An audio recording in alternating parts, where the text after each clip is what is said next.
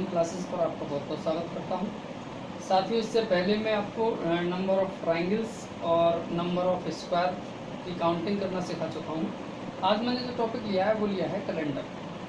Actually calendar आपने कई बार पढ़ा भी होगा, हो सकता है, लेकिन मैं जिस तरीके से इसके जो बेसिक फैक्ट हैं उनको क्लियर करने की कोशिश करूँगा, और इसके बाद आपका कैलेंडर से रिलेटेड कोई भी क्वेश्चन किसी भी एग्जाम में छूटेगा नहीं, ये मेरा वादा है। देखिए, साधारण वर्ष, एक साधारण वर्ष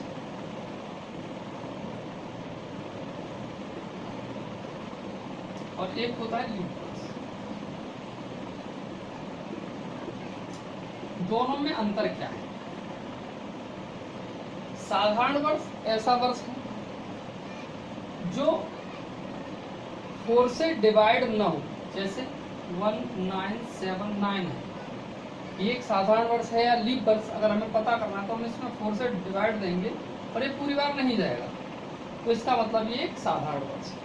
अगर लीप वर्ष की बात करें तो लीप वर्ष में हम अगर 4 से डिवाइड करेंगे तो वो पूरी तरह से डिविजिबल होगा, जैसे 1920, 4 से डिवाइड दे दीजिए, 4 4 जा 16, 3 4 8 जा 30, यानी ये कंप्लीटली डिविजिबल हुआ है। इसका मतलब ये एक लीप वर्ष है। और लीप वर्ष और साधारण वर्ष में अंतर क्या है?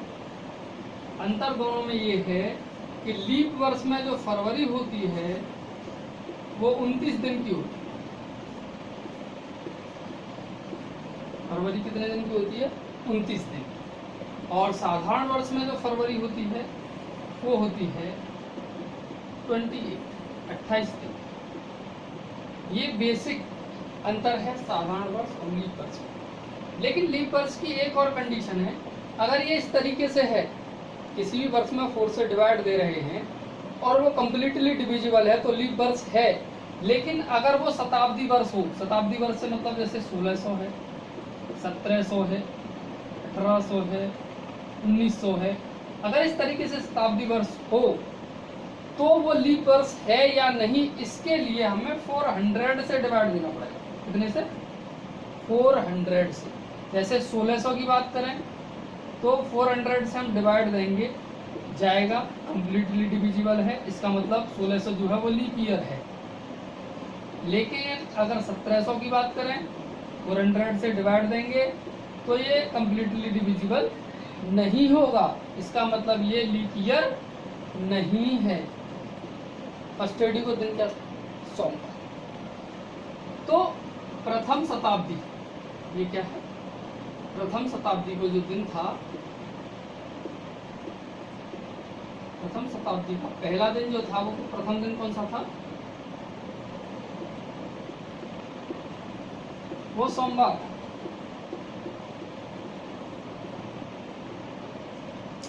अगर अंतिम दिन की बात करें तो मैं आपको बता दूं, प्रथम शताब्दी का जो अंतिम दिन था वो था शुक्रवार।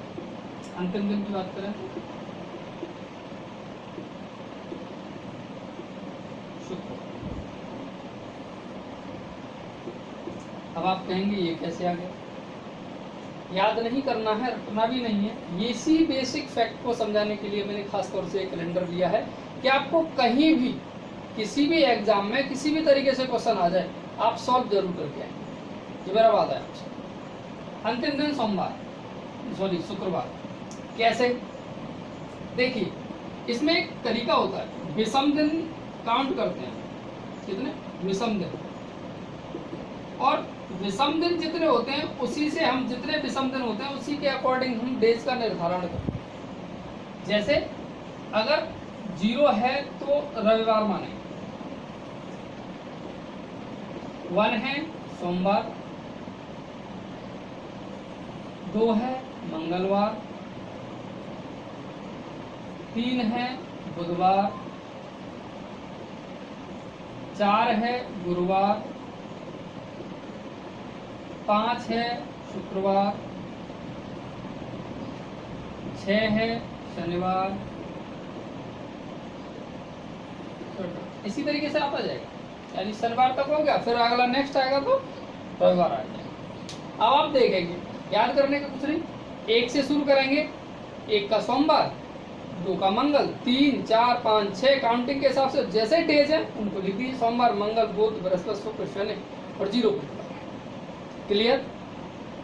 अब हम विषम दिन काउंट कैसे करते, निकालेंगे कैसे, मैं सवाल को आपको इस तरीके से निकालना सिखा दूंगा, बेसिक फैक्ट आपका क्लियर होगा, साथ में ऐसी ट्रिक्स दूंगा विद इन सेकेंड, 20 सेकेंड से ज्यादा नहीं लगेंगे आपको एक सवाल निकालने। देखिए विषम दिन कैसे काउंट करते हैं, तो ऐसे समझ लीजिए विषम दिन को निकालने के लिए, जैसे जनवरी है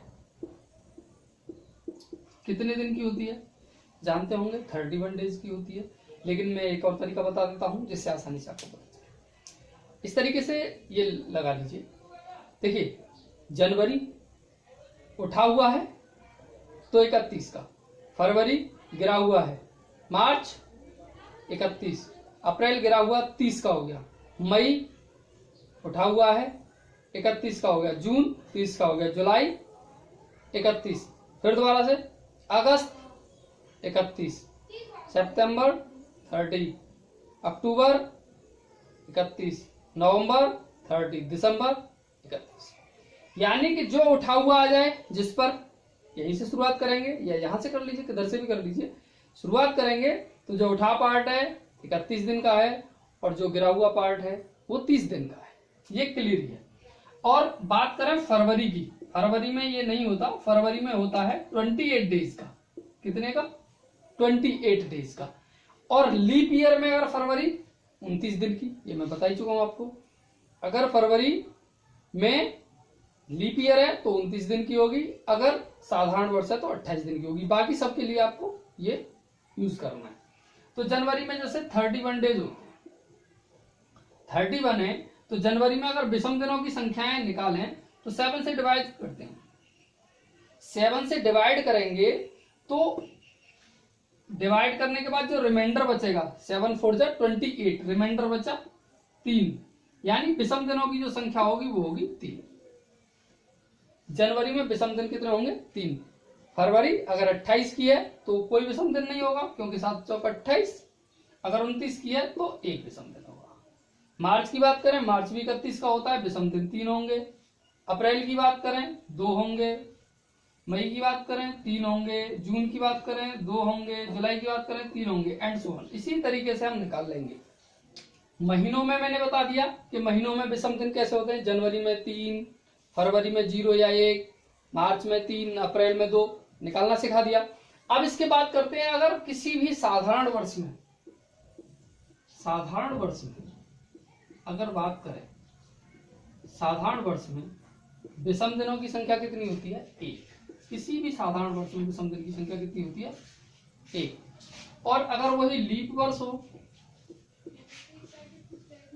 तो विषम दिनों की संख्या होगी 2। क्लियर। साधारण वर्ष में 1 और लीप वर्ष में 2। अब यही करने को मैं ऐसे भी सिखा सकता हूं, लेकिन एक लेंथी प्रोसेस रहेगा, कोई नहीं, क्योंकि सभी जितने भी हम जोड़ेंगे। देखिए जनवरी में कितने, जनवरी में 3, फरवरी की बात करें तो 0 क्योंकि साधारण वर्ष की बात हो रही है, मार्च की बात करें तो 3, अप्रैल की बात करें तो 2, मई की बात करें तो 3, जून की बात करें तो 2, जुलाई की बात करें तो 3, अगस्त की बात करें तो 3, सितंबर की बात करें तो 2, अक्टूबर की बात करें तो 3, नवंबर की बात करें तो 2 और दिसंबर की बात करें तो 3। टोटल काउंट कर लीजिए, 3 6 और 2 8 और 3 11 और 2 13 और 3 16 और 3 19 और 2 21 और 3 24 और 2 26 और 3 29। टोटल कितना हुआ, 29। मैंने बताया था विषम दिन जब निकालने होते हैं टोटल पूरी साल के निकालते हैं ना, 29 दिन होते हैं टोटल विषम दिन। 7 से फिर भाग देंगे, 7 चौक 28, रिमाइंडर कितना बचा 1, यानी कि वही एक विषम दिन होता है। लीप ईयर की बात करें तो यहाँ पे फरवरी 1 की जगह पे 0 की जगह पे 1 हो जाएगी, यहाँ 30 हो जाएगा, फिर और 4 7 से डिवाइड देंगे तो 2 रिमाइंडर बचेगा, इसीलिए लीप वर्ड्स कितने में, लीप वर्ड्स में कितने का हो गया 2।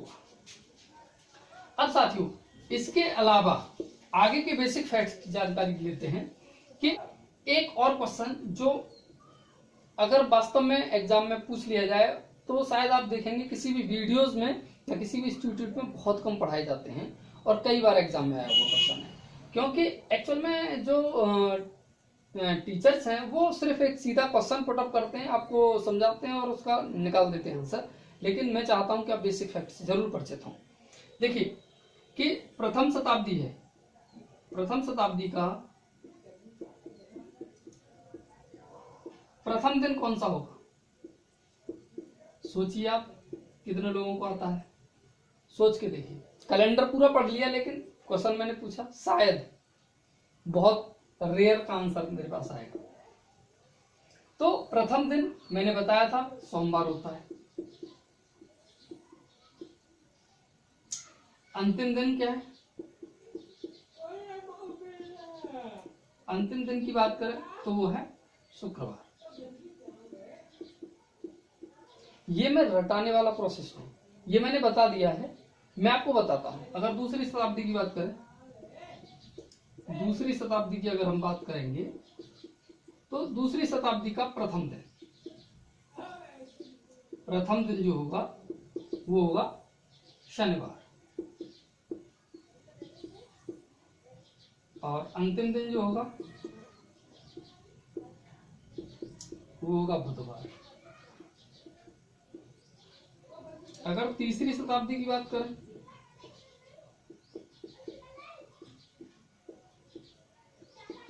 प्रथम दिन कौन सा हो सकता है, तो वो होगा गुरुवार, और अंतिम दिन जो होगा वो होगा सोमवार। और चौथी शताब्दी की बात करें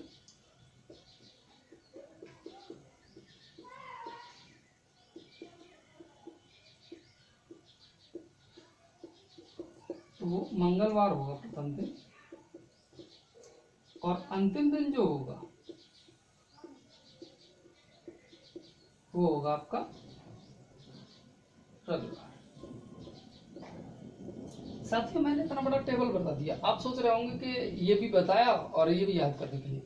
साथियों अभी तक मैंने कोई भी इसका बेसिक फैक्ट आपको कोई भी याद करने के लिए नहीं बोला, सबका फंडा क्लियर किया है, कैसे होता है, कैसे पॉसिबिलिटी, कैसे विषम दिन निकालते हैं, जनवरी में विषम दिन कैसे होंगे, कितने होंगे, या साधारण वर्ष में क्या होगा, लीप वर्ष में क्या होगा, लीप वर्ष कौन सा होता है, साधारण वर्ष कौन सा होता है। और ये भी मैंने जो लिखा है वो मैंने लिख दिया, ऐसे ही आप लिख सकते हैं, बहुत शॉर्ट टाइम में, रटा हुआ नहीं है ये मैंने भी अभी कैलकुलेट करके लिखा है, आप भी ऐसे ही कैलकुलेट करके लिखेंगे। देखते हैं, देखिए प्रथम शताब्दी फर्स्ट ट्रेड, आप यहां से नहीं, यहां से देखिए 400 वर्ष, 400 वर्ष में विषम दिन होते हैं 300 वर्ष में विषम दिन होते हैं